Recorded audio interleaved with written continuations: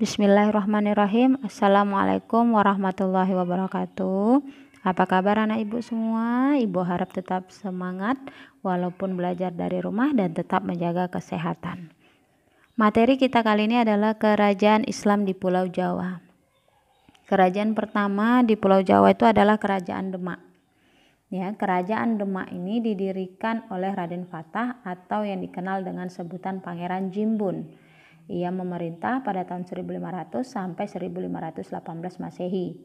Dan pada mulanya Demak ini adalah pusat pengajaran agama.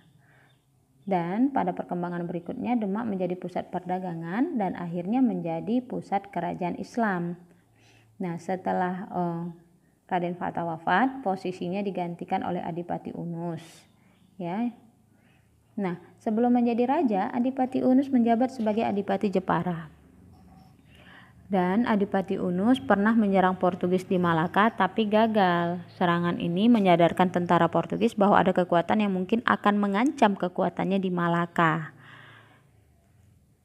Untuk mengantisipasi kekuatan Portugis, pada tahun 1526 Sultan Trenggono menyiapkan tentaranya untuk menyerang Banten dan Sunda Kelapa. Ia mengirimkan 2 angkatan, yaitu angkatan darat dan angkatan laut di bawah pimpinan Fathahillah. Kerajaan selanjutnya adalah Kerajaan Islam Pajang. Kerajaan Islam Pajang ini adalah kerajaan yang didirikan oleh Jaka Tingkir. Ya, Jaka Tingkir ini adalah menantu Sultan Trenggono. Nah, di mana posisinya berada di daerah Kartasura dan merupakan kerajaan Islam pertama di daerah pedalaman Jawa. Setelah Sultan Trenggono meninggal, ini terjadi perebutan kekuasaan. Setelah mengambil alih, Jaka Tingkir meminta agar semua pusaka kerajaan dipindahkan ke Pajang. Jaka Tingkir yang bergelar Sultan Adiwijaya. Nah, dalam perjalanan sejarahnya, kerajaan Pajang berakhir pada tahun 1618 Masehi. Ya. Nah, kemudian selanjutnya ada Kerajaan Islam Mataram.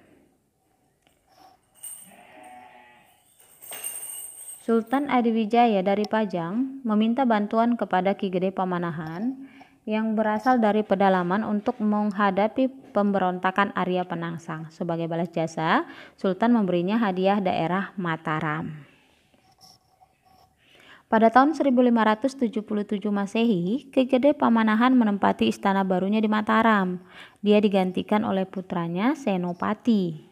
Dan Senopatilah yang dianggap sebagai Sultan Mataram pertama. Setelah Senopati meninggal, posisinya digantikan oleh putranya yang bernama Seda Ingkrapya yang berkuasa hingga tahun 1613 Masehi.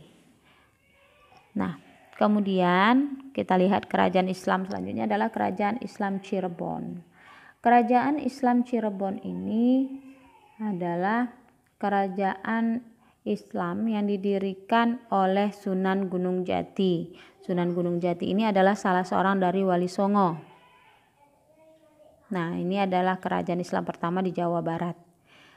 Nah, dari Cirebon ini Sunan Gunung Jati menyebarkan Islam ke daerah-daerah lain di Jawa Barat. Nah, seperti Majalengka, Kuningan, Kawali atau Galuh, dan Sunda Kelapa serta Banten. Setelah Gunung Jati meninggal, posisinya digantikan oleh Pangeran Ratu atau Panembahan Ratu. Lalu digantikan lagi oleh putranya bernama Panembahan Girilaya. Jadi keutuhan Cirebon ini hanya sampai Girilaya. Nah, selanjutnya ada Kerajaan Islam Banten.